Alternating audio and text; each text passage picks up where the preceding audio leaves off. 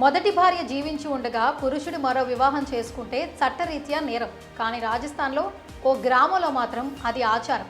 ఆ గ్రామంలో ప్రతి పురుషుడికి ఇద్దరు భార్యలు ఉండాల్సిందే. ఒకవేళ ఒక్క భార్య ఉంటే అది వారికి నేరంగా కనిపిస్తుందట. అవును, మీరు వింటుంది నిజమే. ఇది అక్కడ ఆచారమట. ఆచారమే కాదు, అవసరం కూడా అంటున్నారు ఆ గ్రామ ప్రజలు. ఆ వింత గ్రామం ఎక్కడుంది? ఇలా చేసుకోవడానికి కారణాలేంటి తెలుసుకుందాం పదండి. రాజస్థాన్లోని బార్మర్ జిల్లా దెరాసర్ అనే గ్రామం అది. ఆ గ్రామం జనాభా కేవలం 600 మాత్రమే.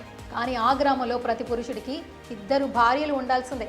అంటే ఆ గ్రామంలో పురుషుల కంటే స్త్రీల జనాభానే ఎక్కువగా ఉంటుంది. ఈ ఇద్దరు భార్యల ఆచారం ఈనాటిది కాదట, కొన్ని వందల ఏళ్లుగా వస్తుందట. ఆ ఆచారాన్ని ఆ ఊరి గ్రామస్తులు పాటించాల్సిందే. ఎందుకు పాటించాలి అంటే పిల్లల కోసం అండి బాబు, పిల్లల కోసం అంటారు అక్కడ పురుషులు. ఈ ఊరికి చెందిన పురుషుడు ఒక పెళ్లి చేసుకుంటాడు, కానీ ఆమెకు పిల్లలు పుట్టరు. దీంతో రెండో పెళ్లి చేసుకుంటాడు. అంటే అతనిలో లోపం ఉందేమో, అందుకే పుట్టలేదేమో, దానికి రెండో పెళ్లి చేసుకుంటాడా అనే డౌట్ రావచ్చు. అసలు విషయం అక్కడే ఉంది మరి.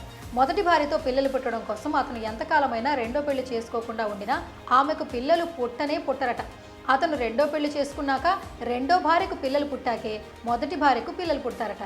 అది ఎప్పటి నుంచో జరుగుతోందట. ఇది ఏ ఒక్కరికో కాదు, గ్రామం మొత్తంలో అందరి పురుషుల విషయంలో ఇదే జరుగుతోంది. అందుకే ఆ దెరాసర్ గ్రామంలో పురుషులు తప్పనిసరిగా 2 పెళ్లిళ్ళు చేసుకుంటున్నారు.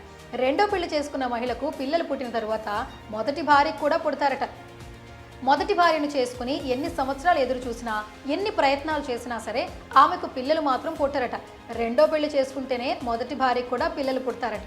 ఈ ఊరి ప్రజలకు మాత్రమే కాదు, ఆ ఊరి ప్రజలకు మాత్రమే అలా అవుతుందట. అందుకే మొదటి భార్య దగ్గరుండి తన భర్తకు రెండో పెళ్లి జరిపిస్తోంది. భలే ఉంది కదా పెళ్లి జాతర. తెలిసింది కదా, దెరాసర్ గ్రామంలో పురుషులకు ఇద్దరు భార్యలు అనేది ఆచారమే కాదు, అవసరం కూడా అని.